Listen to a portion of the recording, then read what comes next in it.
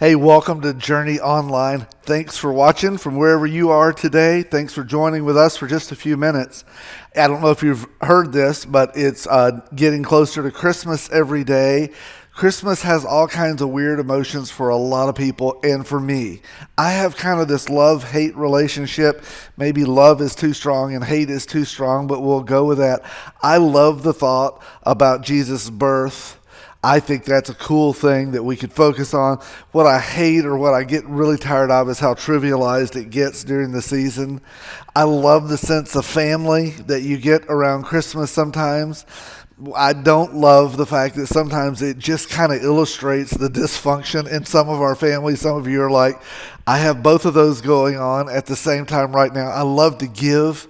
I think giving's a cool thing. I love sharing part of my life with somebody else. I'll tell you the truth though, I can't stand the feeling of expectation. The game of, well, if they do, I've got to, and if they spend that much, all of that stuff just makes my brain want to explode. I'm sure I'm the only one who has any of those issues, and I know it's just part of it. Love-hate kind of thing. I love rallying around caring for people, but I really get tired of the traffic and the hurry and the stress and the chaos. I love the downtime because I think that's amazing, but I hate the fact that at the end of all the downtime, sometimes we end up more exhausted than before the season even started. I kind of have this weird relationship with the whole Christmas season. Sometimes for me, the negatives and the positives, trying to weigh them out, is an interesting study. Sometimes I feel like people start dreading it more than they look forward to it. They start enduring it more than they enjoy it. Maybe you have that issue sometimes. We're in a series right now, and it's called Don't Skip Christmas. And it's this thought that for some people, you're just all rolled up in it. You love it. All of your feels come out. This is everything you love about life happens around this time of year. And then for some people, there's a million reasons why. But for some people, they don't. And our goal through this series is to say there is all kinds of amazing and all kinds of less amazing. But let's don't skip what matters in things in the season of Christmas. Last week, Jeremy started us out, and he talked about skipping the meaningless and finding the meaningful. And just because there's some things that aren't functional at Christmas doesn't mean we should throw it all out. Matter of fact, this means we need to focus. Listen, what we never want to say is everything that doesn't have a baby in a manger shouldn't be considered, because that's ridiculous. There's so many fun traditions around Christmas, and if you love that stuff, lean into it. It's just saying let's not skip the parts that matter most. Today I want to talk to you about skipping the rush and finding some rest. That this season ought to bring rest, and it's not, I don't mean just a nap, but maybe something a lot bigger than that. Philip sang a song over a decade ago, and it hit number 2, 3, and 4 on the charts. It has this thought. It'll be familiar. I may just bust out and sing it at any given moment, but if I don't whine about it. He says, settle down. It'll all be clear. Don't mind the demons. They'll fill you with fear. The trouble, it might drag you down. If you get lost, you can always be found. Just know you're not alone. I'm going to make this place your home. There's some pretty bold statements in there. By the way, anytime you tell anybody, try this week, anytime you tell anybody to settle down, they never do. Next time your wife, your husband, your kids, your person at work that's most difficult to deal with, when they're kind of wound up, just tell them, hey, settle down. It never works. This song, if it were to be played out in the Bible, settle down, it'll all be clear. Just know you're not alone. I'm going to make this place your home. I think it would be found in Luke chapter 1. Let me just show you this. Keep those words in mind. And now let's go to this. And this is the start of the Christmas story as we know it. The angel went to her, that her is Mary, and he said, greetings to you. You are highly favored. The Lord is with you. Just know you're not alone. There's a beginning of this statement. An angel appears. I've been really lost for the last couple weeks in the thought of Mary, what it must have been like to be her. I don't have a lot of traits in common. Here's some things we know. Best we can figure, she's probably young, not young like we think, younger than we think. I have this image in my mind because I see movies or I see paintings or pictures and I see depictions, but probably 13, 14 years old, young, ridiculously young, embarrassingly young. To think of this person going through this, to think of the emotional, the physical, all of that she went through, just to get through an angel appearing to you would be enough. The fact that no one's going to believe anything you say, because at 12 and 13, that's just normal. But in the end, the angel appears, says, "Greetings, you are highly favored, the Lord is with you." And then continues, "Mary was greatly troubled." Well, no duh. If an angel appears to you out of nowhere, you're 12 or 13 years old, or any other age for that matter, and starts talking to you, I can pretty much guarantee you're going to be greatly troubled at his words and wondered, what kind of greeting might this be? What are you? Who are you? What? All of those questions.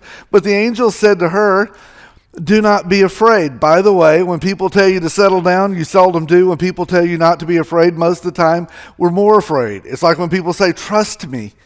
Trust me makes people not trust me. This is one of those moments. He said, "Do not be afraid, Mary." And then he repeats this statement again. It's a pretty big deal. Anytime you see things repeat in Scripture, there's usually a reason, a point of emphasis. He said again to her, "You have found favor with God." I have a feeling she had no clue what that meant. Found favor with God. What does it even mean for us? I'll give you a quick hit on that. What is favor? It really means you've been chosen. It means that God has looked across this world and he's picked you. You were first picked on the dodgeball team. It means that he has specifically chosen you. He's found favor with you. Now it leads to a lot of questions like, why? Out of all the people on planet Earth, why did he choose her? I could give you 1,000 thoughts on that. I don't know for sure. I know some things for sure. I don't know what he saw in her, but I do know this: she was willing. And this is where God can be God, because he can see beyond right now. He chose her. He chose her because she was available, because she was willing. And then the reality is, favor was the invitation. Coming and saying, God has found favor, he's chosen you, that was an invitation. Obedience, her willingness, was actually the response. He came to her and said, God has found favor with you. He has found you to be the one. He has chosen you above all others.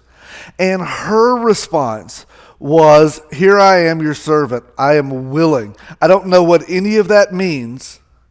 I don't know how that plays out. Could you give me a spreadsheet? Could you give me a timeline? She didn't have any of that.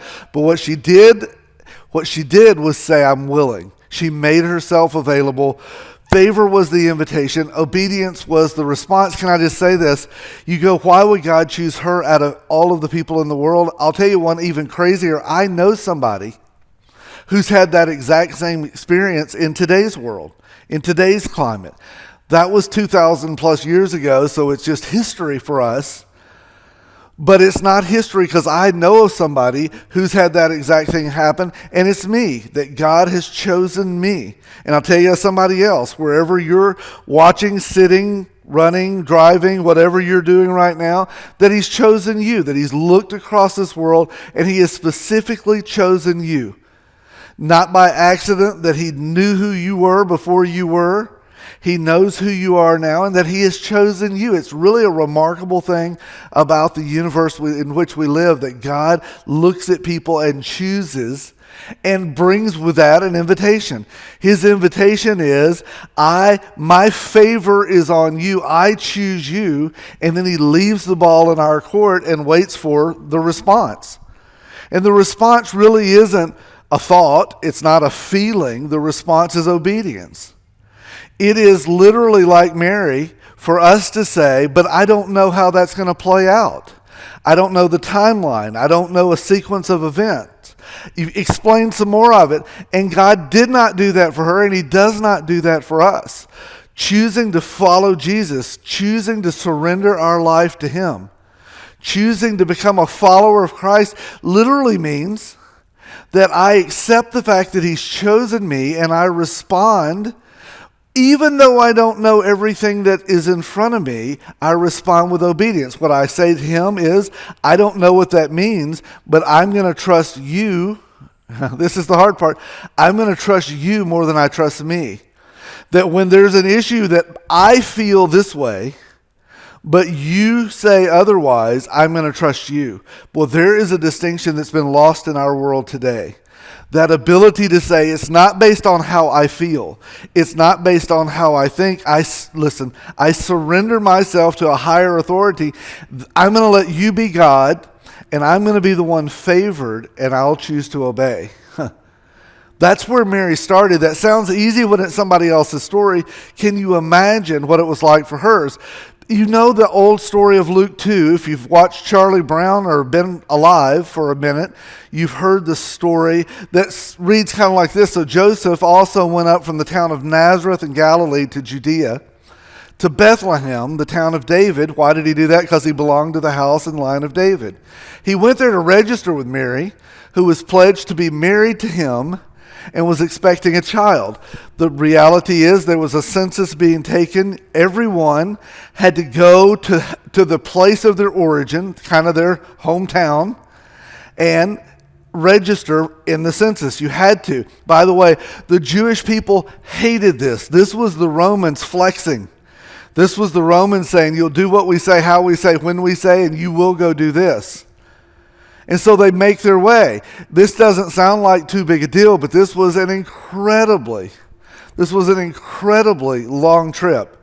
For them, it was about 90 miles. That doesn't sound too bad. You jump in the car, hour and a half later, you stop. You're there. You probably stop halfway, use the bathroom, get something to drink or eat. That wasn't the way it was for them. We have Joseph, who is this man who has married his teen bride-to-be, who has now gone through pregnancy and is now on the back end, that last trimester, really the last weeks of her pregnancy. And off they go on a 90-mile trip. It actually said they went up from the town of Nazareth to Galilee to Judea. Up is the right word, because from where they were to where they ended up, there's a pretty substantial elevation change. Matter of fact, the entire 90-mile trip is pretty much uphill. It's across the Jordan Valley. It was a difficult trip. Based on everything we can figure out, it would typically have taken somebody in that condition better part of a week to make that journey. Maybe riding on a donkey or a colt, that kind of stuff. But listen, it was rugged. Because of all that was going on, it was like Christmas traffic. We live in West Tennessee. If you're around here and you get on Interstate 40 and go to Memphis or Nashville, it is constant. You get on, watch out for the truck going by and the pothole in front of you, and off you go. Well, this is the way it was on the journey where they were. It was busy. It was rugged terrain. It was dangerous. Everybody who was ever going to do something with bad intention was out during that time. It was uncomfortable and slow. And now let's add in that she's about 13 months pregnant at the same time. Let's just throw that in for all of you watching this who've gone through that. I've heard that's slightly uncomfortable anyway. Imagine through the Middle East, 15 miles a day, 15 miles a day, either riding a four-legged animal or walking. Imagine what that trip was like. I don't know how many times you have to stop or walk somewhere else to do things that you have to do when there's somebody inside of you that's kicking your bladder, but I'm just saying there was nothing good about that. There was nothing beautiful about that. And the crazy thing, she had to endure that. She had no clue what was next. She was walking towards something, but she didn't know what. She was walking toward a future she had almost no control over, and that's where we dig into this. Everything her instincts would have told her to do had to be adjusted. as she makes this trip, as you think about someday for every little girl that says someday I'm going to be a mom, someday I'm going to be a wife, someday I'm going to be, and you fill in those blanks, none of them had this in mind. None of them had even a hint of this whole situation. And then everything that as a mom, God gives moms incredible instincts. I mean, even going through pregnancy, there's things within the brain, within the body that God just builds us for. It's not just with humans, it's with animals, it's with every living creature you watch. We have a bird that comes and builds a nest under our back patio every year. And I watch her just before time for her to lay her eggs and watch all the things she does. And she is building care. And how did she know how to do that? God builds it in. Everything Mary's instincts would have told her, she literally had to do just the opposite. It had to be the most frustrating, the most unnatural situation ever. As a matter of fact, Mary was able to find rest somehow. As we read through the entire story of Mary's life, before, during, and after, somehow she found peace in the middle of that. Somehow she was able to say that even though there's chaos everywhere out there, that I'm not finding chaos in me. In the middle of the rush, she was able to find rest in her world. And because of that, the outcome story is beautiful. The truth is, she had to recognize this wasn't home. Here's the struggle for her. She ended up in a place. Sometimes we have read it and heard the story so much that I think we almost get misled and assume because we've seen it on a movie or a video that must be how it was. They end up in a place far from home, but with extended family. I don't know how that is for you, but sometimes that can be more uncomfortable than with people who you don't know at all. They're going to a home of distant relatives going back. It said in this version that we just read, it said there was no guest room for them. Sometimes we read in the old versions of Scripture, it said there was no room for them in the inn. Well, their issue wasn't that they had something booked at the Hampton Inn and got there and they had oversold and they got bumped. It wasn't that. That wasn't the life they were living anyway. They probably went to stay with a relative. By the time they got there, all of the house was full. There was no guest room. They get pushed to the stable down below. And the stable, while we make it look so fun for all our nativity scenes, with people sitting in bathrobes and a little wooden manger sitting there and some hay strewn about. Where else do you get to use the word strewn? That was well chosen. Some hay strewn about. The truth is, the stable stunk. It was nasty. There was nothing hygienic about it. There was no cleaned up version. Nobody went and said, well, before they do that, let's go ahead and hire somebody to come through and do a restoration process on it. They didn't hire a TV crew to come in and then they all cleaned it up and made it look like it was this new flip house. It was just a nasty place where animals stayed, where it smelled horrible and which you avoided. Unless you cared for the animals, nobody would go there. And he wasn't put in this cute little wooden manger, probably a stone piece that they can lay a blanket or lay something in, but there's nothing glorious, there's nothing hygienic, there's nothing good about it. And she had to recognize, because inside of her there's all of these layers that are saying, right now, here's what I need to do. There's this beautiful thing that happens at the end of pregnancy. Sometimes we call it nesting.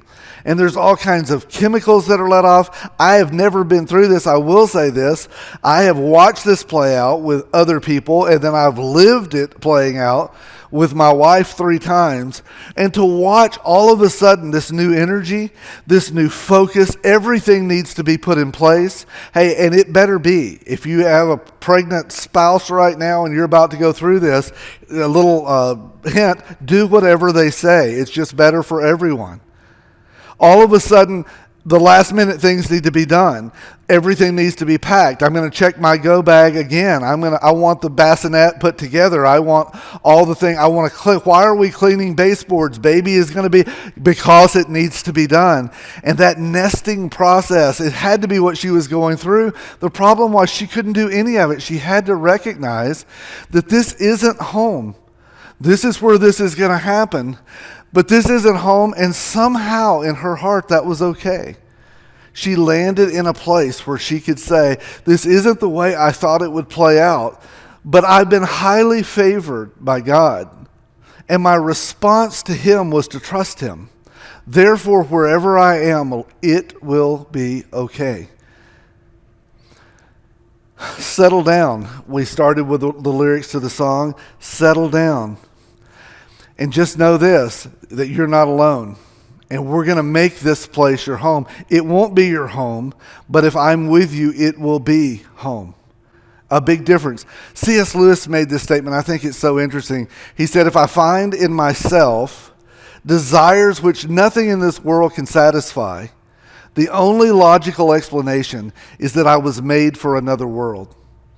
His point is that I keep finding myself wanting something that I can't find. I'm thirsty for something, but no matter what I drink, it doesn't satisfy. Whatever I eat, I'm not fully acquainted. No matter what I do, it feels like there's something missing. I work hard, I try hard, I do the things, and sometimes I feel my soul isn't whole again. And his statement was, when I feel those things, here's the answer. Maybe I was made for another world.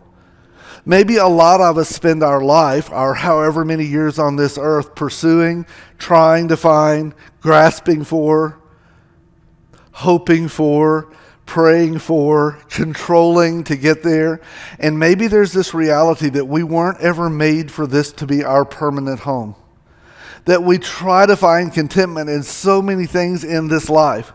And we start and it feels so good, but by the time it plays out, often there is but what is going on? But I thought, I expected, I hoped. If you don't know what you expected or what you hoped for, here's the way you figure it out. When you feel frustration, that is a sign that an expectation has not been met. It's a sign for you. You get the new job and this is going to be everything, and you're away from those bozos that you used to work with, and now you're involved in this, and this is your new career, or this is your new landing point. And then over the course of time you go, no, this is a lot like the last one. Or you say, this is fine, but I'll be honest, isn't there something more? It's why we feel uneasy or restless. It's why we feel discontented or unsatisfied.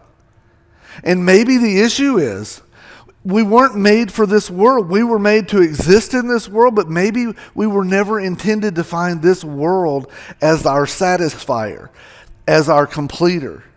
Maybe the problem is we're hoping for something that's not realistic, or we're looking for it in places that can't provide it. Maybe we could say it this way. We spend our whole life trying to find home. Home for a lot of us, you know what it means? It means peace.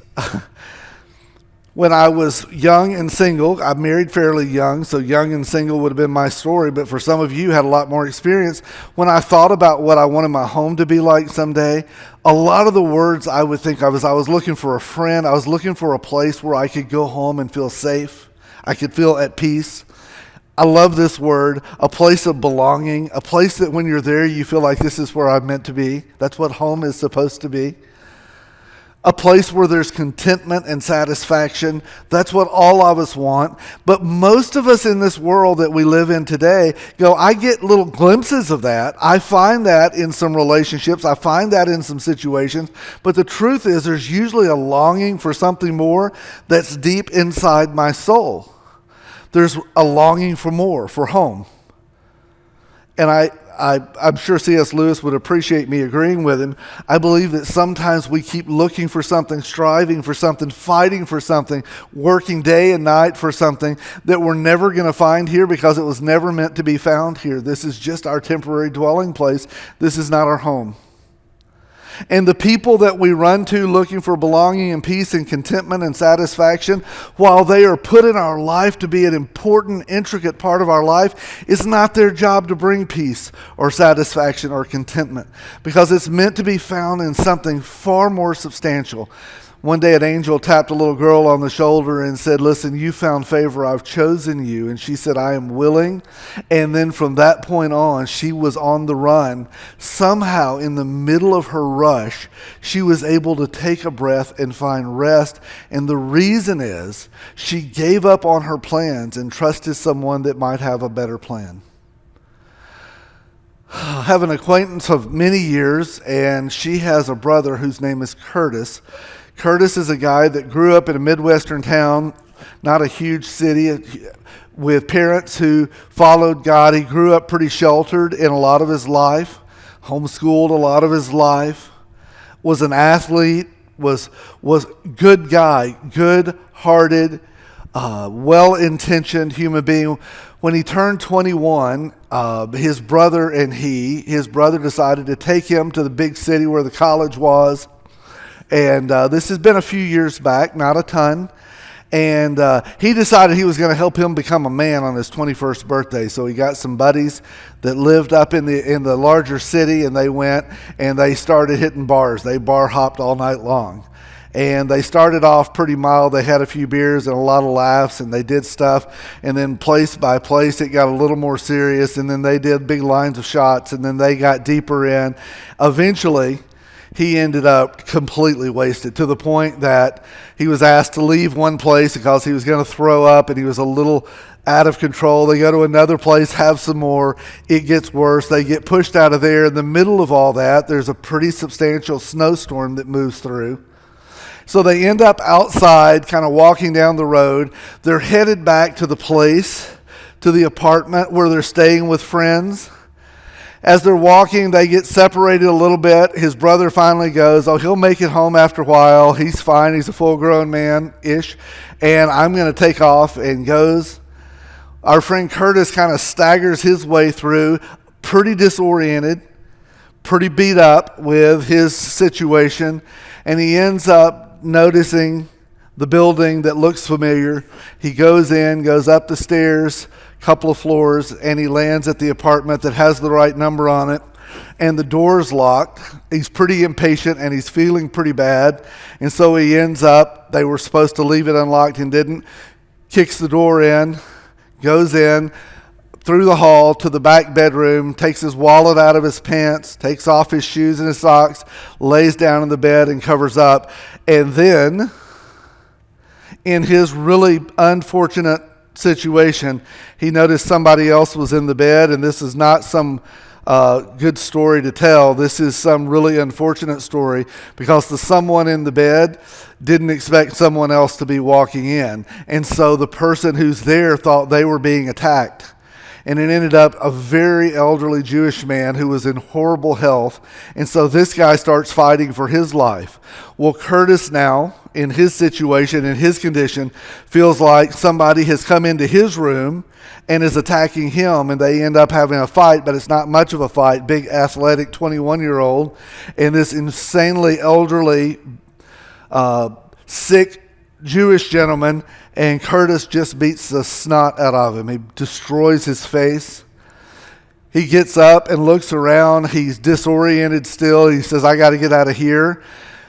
Puts his shoes on. Off he goes. Outside, cold weather, walks around disoriented, finally gets his bearings a little bit, goes back and realizes that he was on the wrong street. He was one block over. Goes back to where his buddies are. Everybody's in bed. He goes in, lays down on the couch, goes to sleep, gets up early the next morning. They drive back home to their town where they live. Well, it's not too long before there's a knock on the door. Open the door, and the police are standing there, and says, "Are you Curtis?" "Yes, I'm Curtis." "Hey, we found your wallet on the nightstand in an apartment. And just so you know, there was obviously a incident that happened there, and the man who was there has died." And so Curtis, the 21-year-old who was just going to go with the influence of his brother, become a man, made stupid decisions that were followed by stupid decisions, that were followed by horrible situations, that's followed by him in court, and he is found guilty of manslaughter, whatever the specifics are around that, and he's sentenced to prison, and he finds himself there. This is a guy who, because of a series of bad decisions, who has followed good decisions his whole lifetime. He has stepped with wrong influences, with wrong decisions, and with horrible outcomes. All of a sudden he ends up a place he never thought he would end up. You know, all he wanted when he staggered around out in the snow, he just wanted a place where he could find safety. He just wanted home for the night. He just wanted a safe place. He went to where he thought it was. He was just wrong. What he wanted was just a place where he could find his friends. He could find some peace. He could just sleep it off, and found everything just opposite of that. I think his story matches a lot of people in life, not with quite the sensational outcome, but I think a lot of us spend our life looking for answers, looking for hope, looking for some level of satisfaction, looking for something. Part of his issue is he's like, I don't know, am I missing out on life? Let me just go try something else. And his something else, while it had kicks, it had kickbacks that were a lot stronger than the kicks. I think his story fits a lot of our stories, where we've looked for good things in wrong places or wrong ways. And in the end, we've ended up with a life that's not exactly what we're hoping for. And sometimes it's in the middle of doing a lot of good things, but missing out on great things. And what we feel is a soul that's a little disheveled, a soul that's a little discontented, a soul that leaves us wondering, is this all my life is ever going to be? And sometimes I think the reason is we've kept trying to find a safe place, a home, a place to just get through it. You know what I mean?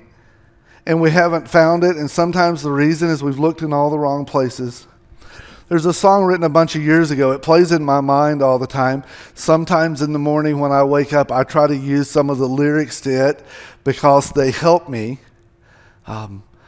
When I think through it, it starts by saying, when I am alone, when I am alone, when I am alone. And it's this prayer. It says, give me Jesus, the one who's chosen me, the one who gives satisfaction, the one who gives me hope, the one who sometimes I treat like my Christmas present. I run for it at the end of the year and do something special, like my elf on the shelf that I like to focus on during the season. But what I don't do sometimes is Mary's response in the middle of the chaos of her life to say, I don't know what that all means, but I trust you. Sometimes I get so distracted and disengaged.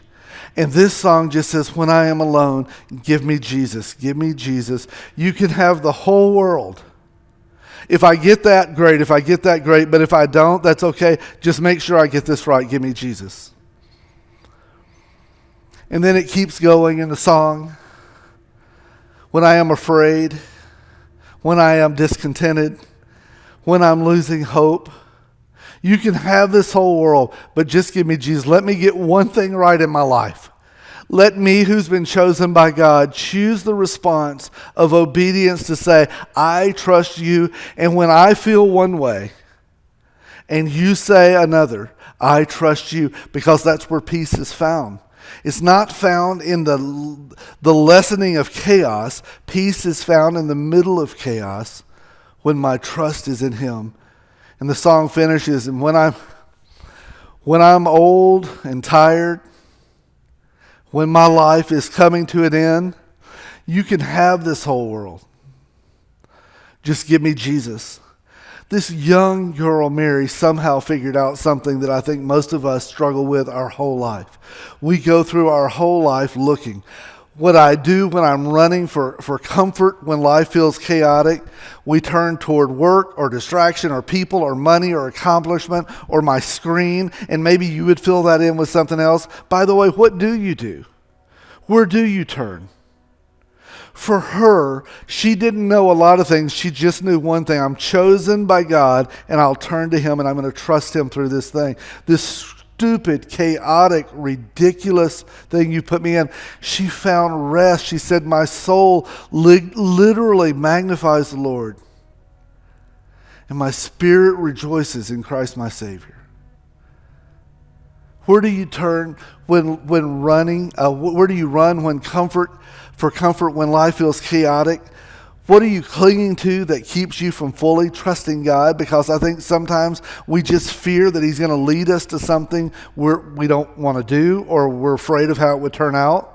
Sometimes it's control, the ability to say, I open my hands of the control and I follow you, instead of saying, tell you what, I'm going to do this and pray that you bless it. Instead saying, yes. Now, what's the direction? It's like using Waze, except not telling it the destination. You just tell me where to turn and I'll turn. Well, I don't trust Waze that much, but God's not Waze. Sometimes my past is what I cling to, my expectations. Can I just ask you this, in the middle of a chaotic season, what are you trusting in, clinging to?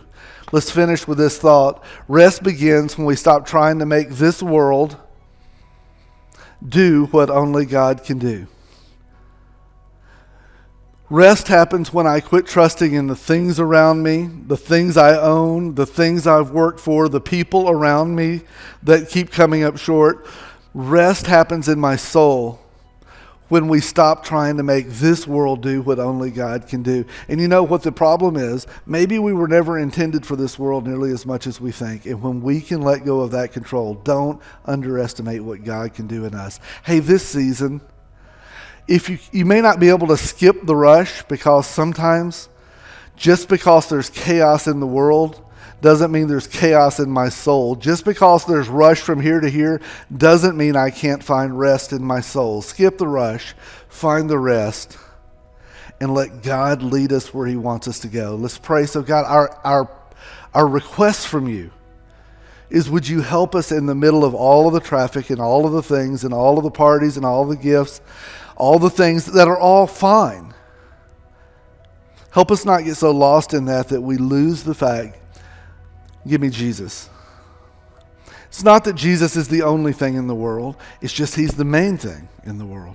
That He's the thing that makes other things find their place. Help us not unseat you from your spot. Help us trust you. Thank you for favoring me, choosing me. Help me respond like Mary with obedience. I ask it in your name. Amen. Hey, thanks for watching.